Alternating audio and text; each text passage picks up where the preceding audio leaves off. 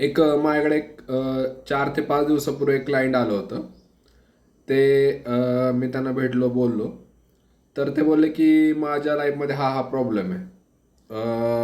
बरं बरं म्हटलं. सर म्हटलं हा तुमचा प्रॉब्लेम हा मोबाईल नंबरमुळे येतोय.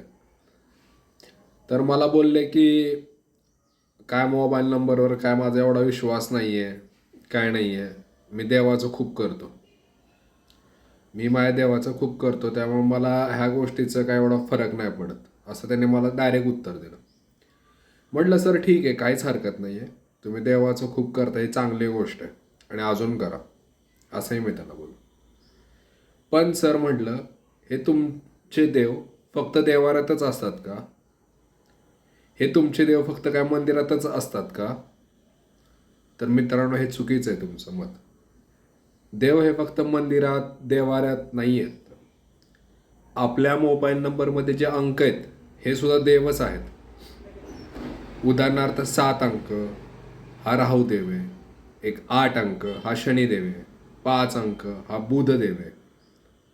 हे पण देवच आहेत आणि त्यांचाही विचार आपण करताना त्याच दृष्टिकोनातून केला पाहिजे. जसं आपण देवाऱ्यातले देव विचार करतो, त्यानुसारच आपण हे मोबाईल नंबरमधले अंक आहेत ना, हे पण देवच आहेत आणि ते पण तुमच्या कल्याणाचेच काम करतात. आणि जे कल्याणाचे आहेत तेच कल्याणाचे काम करतात. काही पेअर्स असतात जे अँटी असतात तुमच्या बर्थ डेटला, त्याच्यामुळं आपण ते बदलायचं काम करतो आणि ह्याच्यामुळेच तुम्हाला फायदा होतो.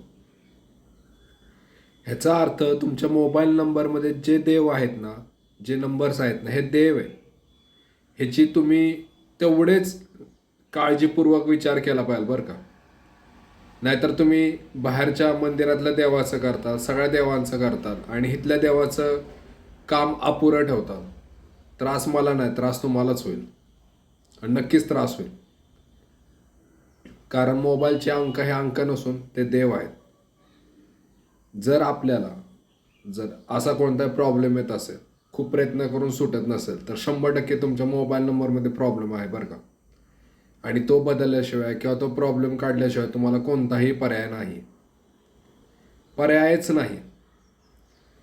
ठीक आहे, आपल्याला माझी माहिती पटली असेल, योग्य वाटली असेल, तर आपण ह्याचा विचार करावा. कुठल्या तज्ज्ञाकडून, कुठल्या चांगल्या माणसाकडून आपल्या मोबाईल नंबरमध्ये काय प्रॉब्लेम आहे का हे जाणीव करून घ्यावी. आणि अजून जर तुम्हाला माहिती पाहिजे असेल तर माझा नंबर हा दिलाच आहे. नक्कीच तुमच्या नंबरमध्ये प्रॉब्लेम आहे का नाही हे मी तुम्हाला नक्की सांगेन. धन्यवाद.